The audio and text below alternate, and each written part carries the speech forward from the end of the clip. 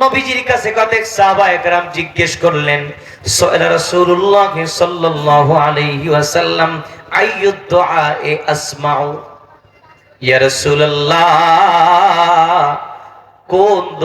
কোন দোয়া আল্লাহ পাক বেশি শোনেন? আল্লাহর হাবিব বলে দিলেন, সাহাবীরা, দুই সময়ের দোয়া আমার আল্লাহ পাক বান্দার থেকে বেশি কবুল করে নেয়। কয় সময়? হাত জাগান তো, কয় সময়? টান টান করে হাতটা জাগান, চিল্লে বলেন কয় সময়? নবী আমার বলেন, এক নাম্বার সময় হলো বাদা সালাওয়াতিল মাকতুবা, ফরজ নামাজের পরের দোয়া আল্লাহ পাক বেশি কবুল করে নেয়।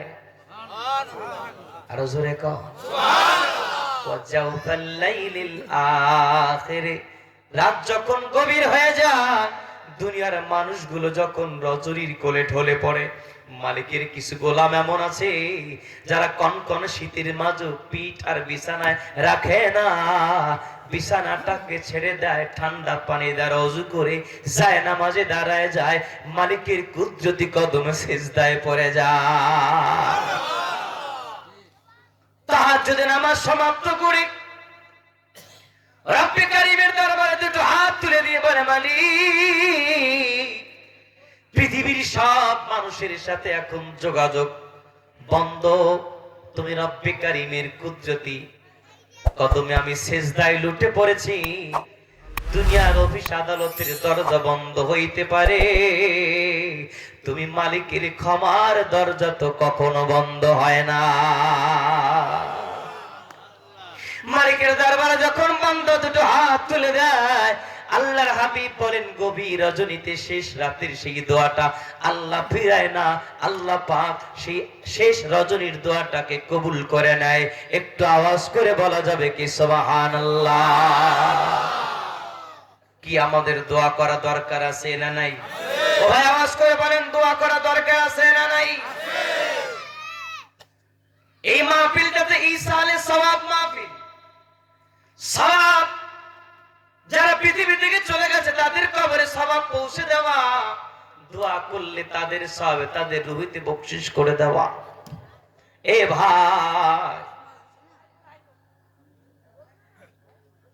দুআউল আহইয়া'i নাফউন লিল আমওয়াত, যারা হায়াতে আমরা বেঁচে আছি, আমাদের দোয়াটা যারা কবরে চলে গেছে তাদের জন্য অনেক উপকারে আসে। তারা আমাদের কাছে চাই কি টাকা পয়সা? সম্পদ চাই? জোরে বলেন, সম্পদ চাই না কি চাই? জোরে বলেন না কি চাই? আওয়াজ করে বলেন না কি চাই?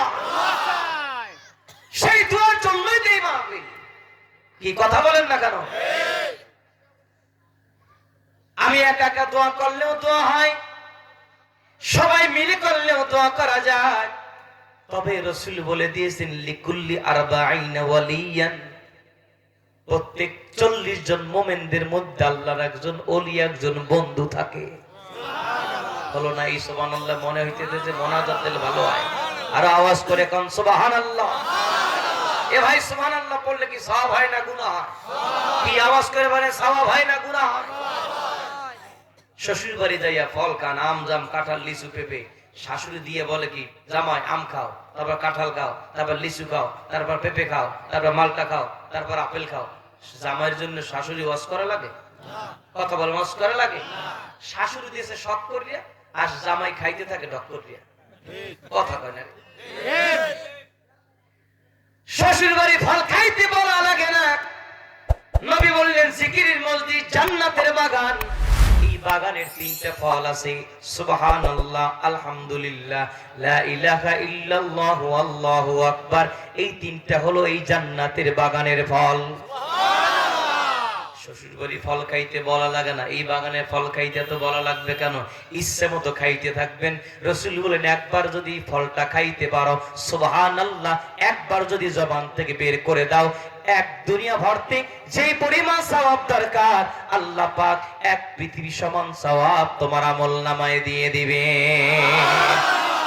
এবার যারা 1 নাম্বার দরে যারা আছেন 7, 8, 9, 10 থেকে 40 বছর পর্যন্ত যাদের বয়সী আছে তারা 1 নাম্বার দরে, 40 থেকে 41, 42, 60, 70 বছর পর্যন্ত নাম্বার 2। 1 নাম্বার দল 40 পর্যন্ত যারা আছেন একটু গলা ছাইরা মোহাব্বতে সিল্লে বলেন তো সুবহানাল্লাহ। যারা বুড়া আছেন, মুরব্বীরা আছেন, চিকেন দলে যারা আছেন একটু কাশ মারেন, কণ্ঠটা ক্লিয়ার। এবার আওয়াজ করে আপনারা বলেন তো সুবহানাল্লাহ। মাশাআল্লাহ, প্রথম দল ফার্স্ট হয়ে গেছে, আর দ্বিতীয় দলে যারা তারা প্রথম স্থান অধিকার করছে বলেন মারহাবা। কি প্রাইজ দেওয়াটা কেমন হয়েছে? কি খাদিমদারিটা খারাপ হয়েছে? এখানে মজলিস কয়টা? কথা বলে আওয়াজ করে বলেন মজলিস কয়টা? এক মজলিসে 2 ধরনের খাদিমদারি দেওয়াটাকে ভালো মানুষের কাম না। আসেন ভাইরা আমার, একটু গভীর মনোযোগ। রে ভাই, রাহমাতুল লিল আলামিন বললেন 2 সময় তো আল্লাহ পাক বেশি কবুল করে না। প্রথম সময় হলো ফরজ নামাজের পরের দোয়া, আর দ্বিতীয় সময়টা হলো শেষ রজনীর দোয়া। শেষ রাতে যখন বান্দা আল্লাহ পাকের কাছে 2টো হাত তুলে দেয়, আল্লাহ পাক সেই দোয়াটাকে কবুল করে নেয়। জোরে জোরে বলা যাবে কি সুবহান। তাহলে আপনার আমার দোয়া করা দরকার আছে? ও ভাই আওয়াজ করে বলেন আছে? আজকে দোয়াকে কাটার জন্য একদল নাপিত ঢুকে পড়েছে। বলে নামাজের পরে মোনাজাত ক্যান্সেল, কবর জিয়ারত ক্যান্সেল, পীর মাশায়েখের কাছে যাওয়া ক্যান্সেল। আমি বলি রে বন্ধু, তোমরা ক্যান্সেলের দলে থাকতে থাকতে কবে জানো আল্লাহ পাকের তোমার আল্লাহর খাঁটি বন্ধু হওয়ার পর থেকে তোমরা কবে না জানো ক্যান্সেল হয়ে যাও।